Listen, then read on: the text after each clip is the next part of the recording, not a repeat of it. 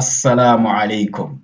Let us see the English translation of Suratu-L-Maaun.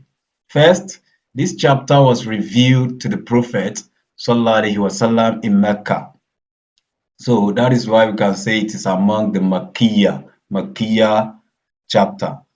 So next, this chapter is among those chapters that have short verses. We call them as-Suwaru al-Qisar, or we say as-Suwaru al-Mufassala, short verses. So now we have like 7 verses in Suratu-L-Maaun, exactly 7. Now, this chapter is here to teach us about those that always deny the day of judgment. They don't believe that when we die we'll resurrect and will be rewarded or punished. They don't believe that when we die, Allah will call us and question us. They don't believe that we will stand in front of Allah in the day of judgment. Next, this chapter also wants to teach us about those that always drive away the orphans. They are not helpful, they are not kind to them. They drive away the orphans anytime they come to solicit for their assistance or help. Next, this verse also is here to teach us about those that delay Salat, those that forget totally their Salat. They will play away from Salat, they will walk away from Salat, they will get themselves busy away from Salat. So these people, what the punishment that they will experience. The Al-Quran explains it in this chapter. And also, those that always make show of their deed. Whenever they do small deed, they will announce it to the whole world that they have done this, they have done that. When they pray, they want people to know that they pray. So, this chapter is here to teach us that. Now, let's see the story behind the revelation of Surah-Al-Maaun. Among the scholars, some said this chapter was revealed because of one of the disbelievers of Mecca. His name is Al-As bin Wa'il as-Sahmi. And Al-As, this man is also the one that Surah Al-Kawthar was revealed because of him. So that's one of the statements of the scholars. Then some other scholars said this chapter was revealed because of Abu Sufyan. His name is Sakhar bin Harib bin Umayyah. So this bin Khalaf bin Umayyah. So this Abu Sufyan is the one that gave birth, is the father of Muawiyah. So, and this Abu Sufyan initially was a disbeliever and he was a strong opposition to Prophet Muhammad, a very strong enemy of Da'wah. So, at the beginning of his life, and he became a Muslim. He later believed in Allah subhanahu wa ta'ala and became a good person. During that time of his disbelief, he used to slaughter at least 2 camels every week and feed on it his family and himself and his close relative.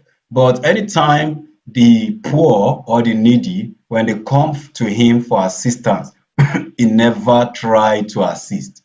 He will drive them away. He will chase them away. So that's why this chapter is talking about him. Allah says, Bismillahir Rahmanir Rahim. Ara'ayta alladhi yukazzibu bid-din. Have you seen, O Muhammad, have you seen alladhi yukazzibu bid-din?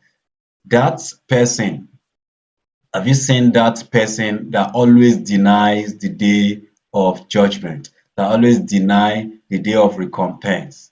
Allah says, فَذَلِكَ الَّذِي يَدُعُّ الْيَتِيمَ. Okay, let me lay more emphasis on this, more explanation. That person that always denies the day of judgment, doesn't believe that when we die, we'll have something to say. We will be called in front of Allah to be questioned and will be rewarded or punished. He doesn't believe that.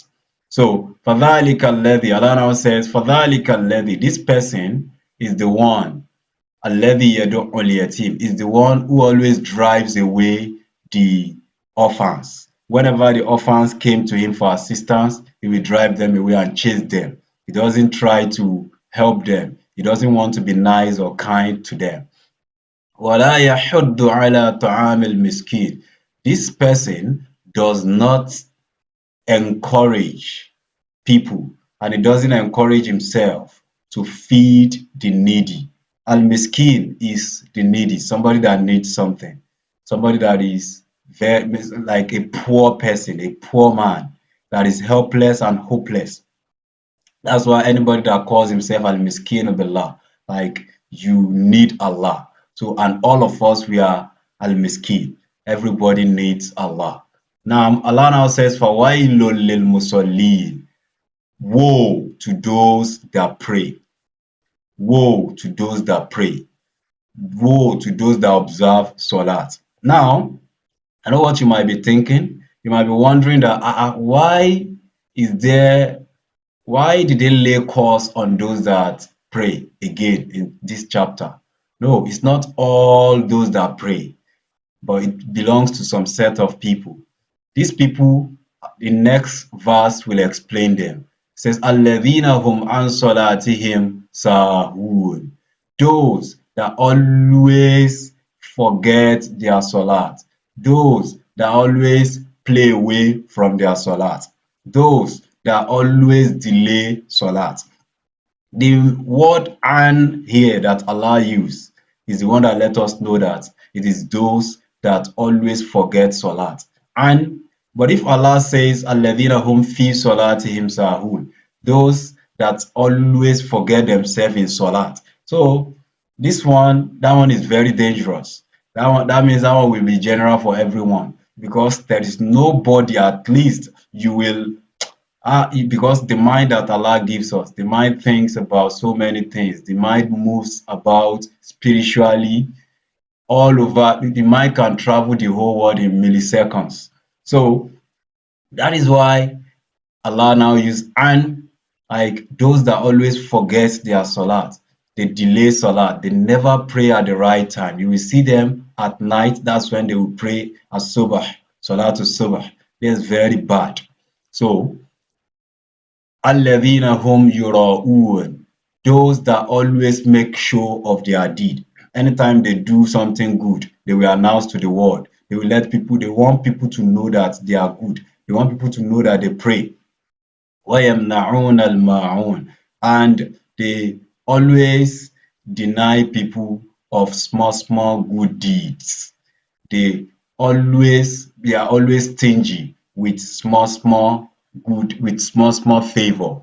Whenever they ask them for small thing, they never try to give. So they withhold simple assistance. Anything that they are meant to do, small small assistance are like when somebody comes to them to beg for water, they will deny that person. When somebody comes to them to beg for, like say, salt or sugar, they never try to give it out. So these people are the one this chapter is talking about. Let's learn from what we have said. May the Almighty Allah accept it from us as an act of ibadah. Wassalam.